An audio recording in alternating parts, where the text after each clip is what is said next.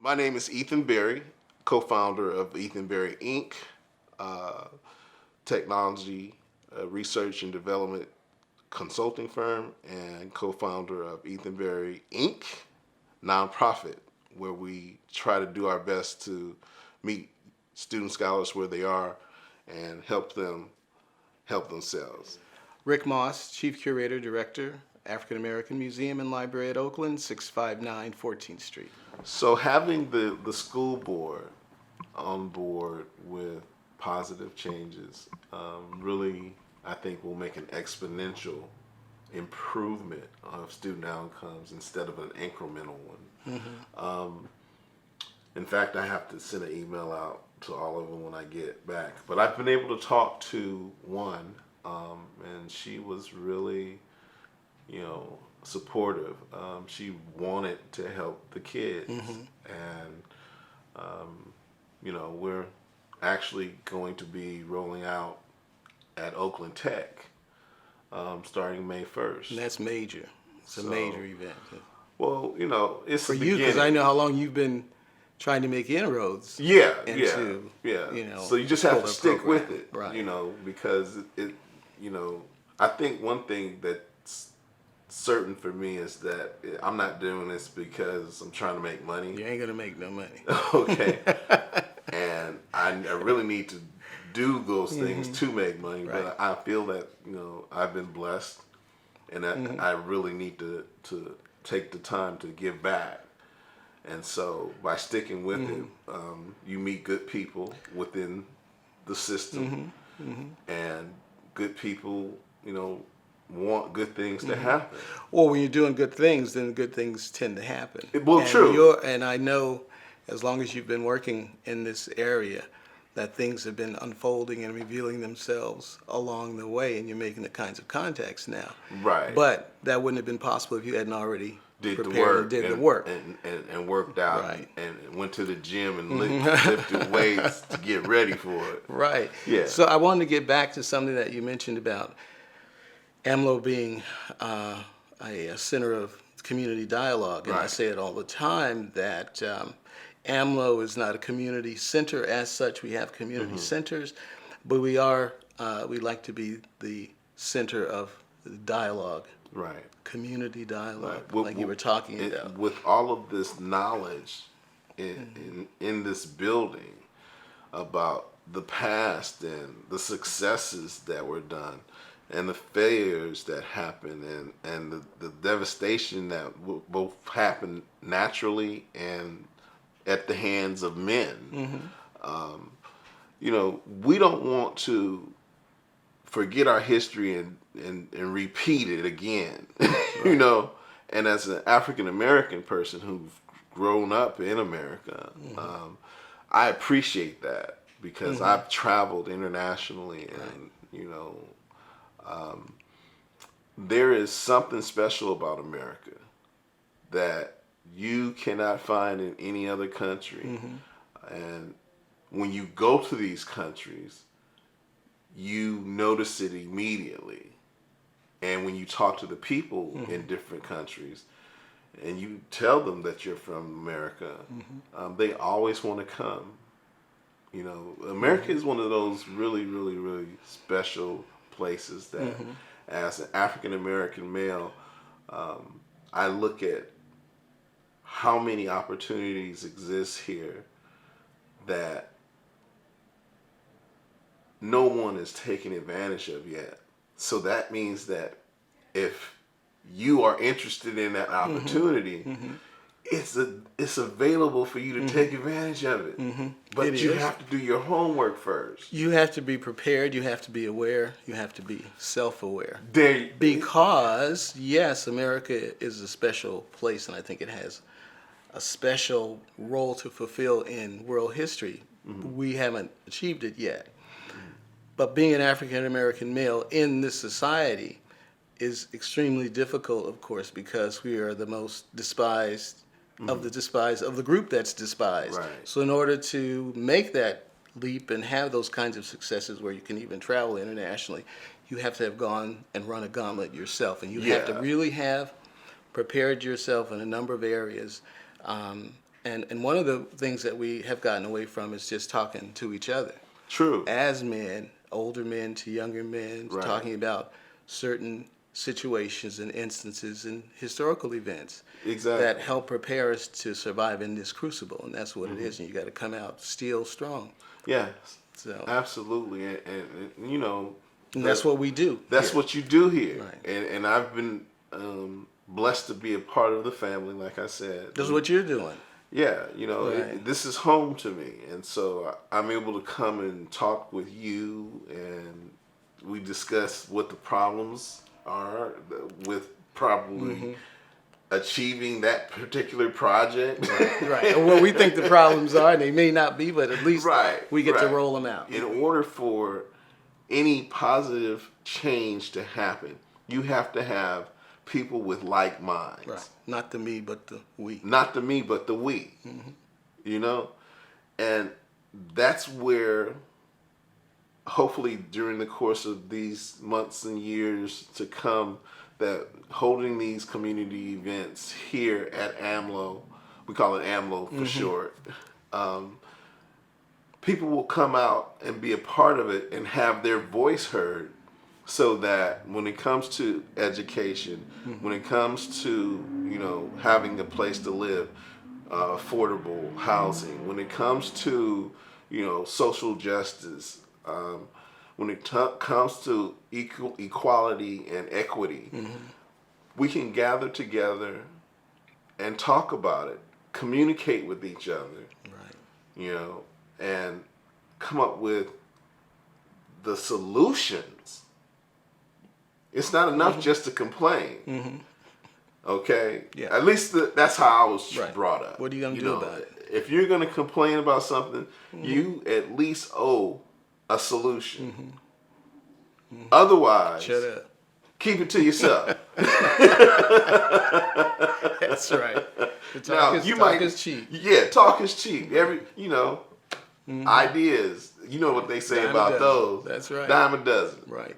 But if you don't put the work in Right. And do the follow through. and do the follow through, you'll never achieve your goals and the result of something positive happening. Which we were talking about earlier about the various programs that are organized for the greater good. I guess, especially when we're talking about young people and education and getting on the tech track and all these things we talked about. But we also mentioned that very few of these programs have any verifiable. They're not set up to come up with verifiable outcomes. Accountability. Or data. Yeah, and accountability. Yes, yes. I mean, I think that's, you know, one of the things that, although it's tough to talk about, it's real, and we're gonna have to talk about it. Right. You know, if we want positive things to happen, because you know what they say about doing things over and over and over again, expecting a different result. Right. The definition of the sanity. Right. I don't think people are walking around here insane at all, because things have changed. We're no longer an agricultural or factory-oriented nation. Right. This nation has gone through several eras of change since, you know, factory lines to build cars, since, you know, tractors and other agricultural tools to harvest foods and plant foods. Right. Right now, we are in the midst of understanding data to make it information that we can then use to better our quality of life. Like the service industry. It's more of a service. But we still need all of the other underlying, you know, industries, agriculture, you know, we have to eat, you know what I'm saying, education.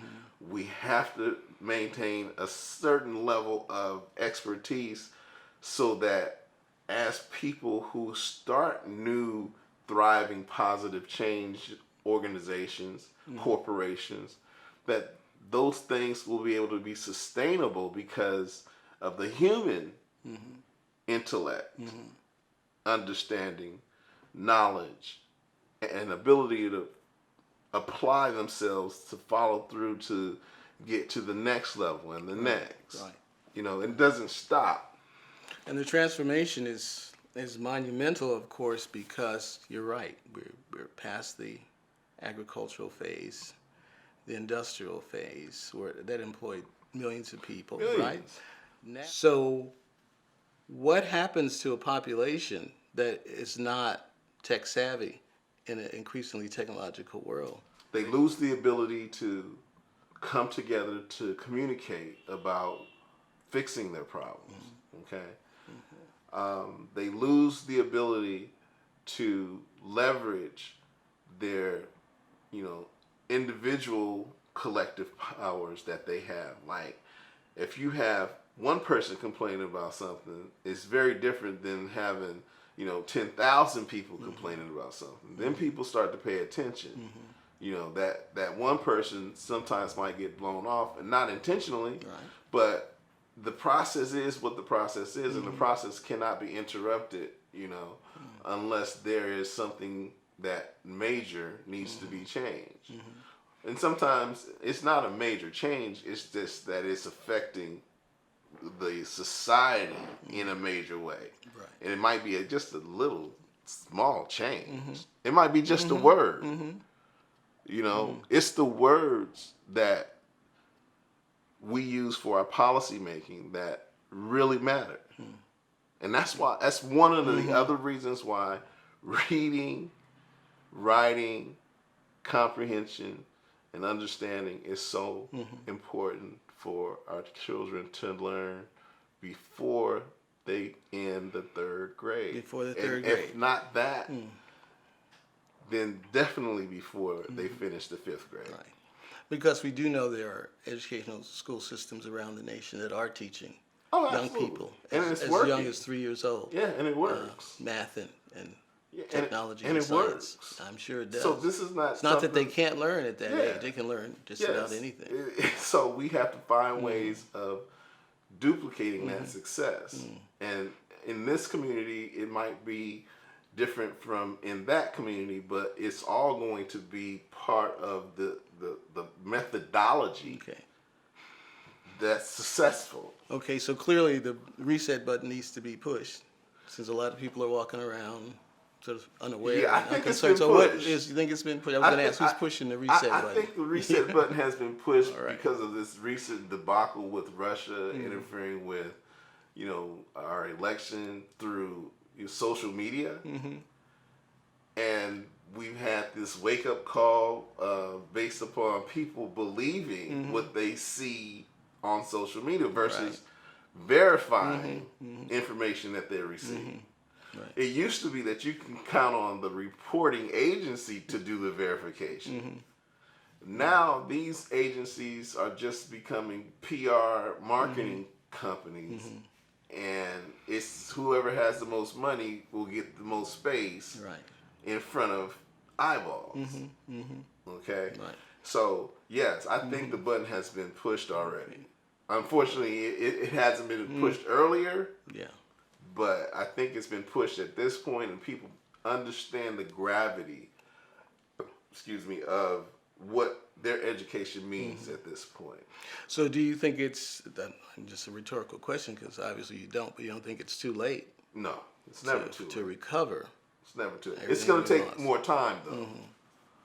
It's going to take more time, and that's why we need projects with accountability and sustainability attached to them for the foreseeable future, because this is going to take time. It took time for it to reverse through man-made actions, man-made policies.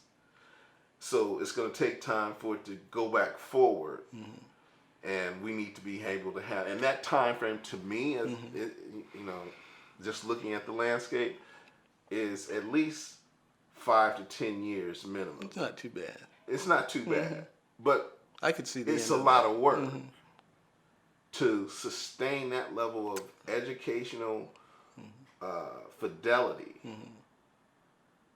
It's going to take people who are passionate about teaching these kids and having the kids learn.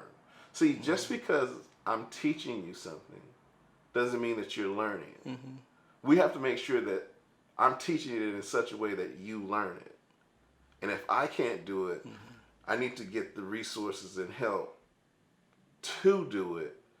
Because the bottom line, if you know, or if you are able to learn what I'm trying to teach you, which is reading, writing, comprehension, and understanding, math, comprehension, and understanding, before you get out of third grade, that sets your mind up for success in every other grade you go to. Right. Because what happens is you start to receive information in forms of words, and you can interpret those words and understand them to mean what they mean, and you can take appropriate action. Right. If you don't know, if you cannot understand those words, then you can't interpret them the way that they're meant in the context, and that's where the problems begin. You know, we're looking forward to doing much work here as we've been doing in the past years. We'll continue to support you in your efforts. Yeah. If you had a phrase, do you have a title, a phrase, or anything that captures what you're trying to do? These papers come out with these highfalutin titles and all these methods. Have you named yours? The thing that comes to mind, I have not named it. All right. But the thing that comes to mind is my son. And when he was born, how I wanted him to learn as much as he could, as soon as he could, to have better advantages in life and options in life than I had. My parents did their best. My father died when I was 2. My mother raised like 9 kids by herself. Some of them were older, and when my father passed away. Long story short, watching my son grow up and looking at his elementary, preschool, elementary, daycare, second grade, first grade, second grade, third grade, fourth grade, cohorts, I understood his rigorous mental focus, because he would always be the leader. And so I worked with him to really, if you're going to lead, lead by example. Right. Know what you're talking about. And I remember him being, I don't know, maybe 3 or 4 years old, talking about he didn't like to read, or he didn't have to read. And when I asked him why, he said because he was too young. Okay, and then so he didn't have to know how to read right then. He was too young to have to learn how to read, or too young to know how to read at that point. But we discussed it, and I told him it's okay if you're more advanced than other people. Just this is going to help you for the rest of your life. All right. So keep on reading. So you're not too young to learn anything. You had trouble on your hands because it's always going to be. That's when it hit me. It's like these kids really need to understand the new world that they're growing up in. Right. So that I don't have a word for it, but and us old folks got to try to help them. Yeah. or else we're gonna suffer at their hands. Yeah, that's true. That's true. But we have to have confidence now that they'll be able to lead in the future, and that's our responsibility. That's our responsibility to prepare them to lead. Right. And in every culture that exists. Absolutely. So there's nothing different about it. Right. So everybody's going to have to step up. Everybody. Right. Everybody. And it's good to have people willing to step up, like within the Oakland Unified School District and City Hall. The Mayor's Promise Initiative, which reaches out to communities from cradle to career. It's trying to set up a framework where the rising tide lifts all boats. Right. It's not about dumbing down education. It's about lifting up the student scholars to be able to take advantage of this technological world that they live in. There are different types of jobs, different types of careers that yield a lot of money but if you don't understand it, you can't be a part of it. Right. Rick, You're only going to be yeah, the consumer of exactly. whatever's produced, And right, not the producer. we got to quit just being the consumers. Right. We have to learn how to build things, Right. build each other. Right. First of all. First of all. Right. That's what we need to find a solution for first. How to build children who are prepared to learn. Right. And that's the crime. They're prepared to learn. They're ready. The question is, why isn't it happening? Right. Yeah. Right. Rick, I appreciate it. All right. You're welcome, Ethan. Pleasure talking to you about it. Executive Director of the African American Museum and Library at Oakland, 659 14th Street at the corner of Martin Luther King Jr. Way. Can't miss us with a big building with the banners all over. It's beautiful here. I mean, if nothing else, just come to see the decorum. It's gorgeous. I just like hanging out here.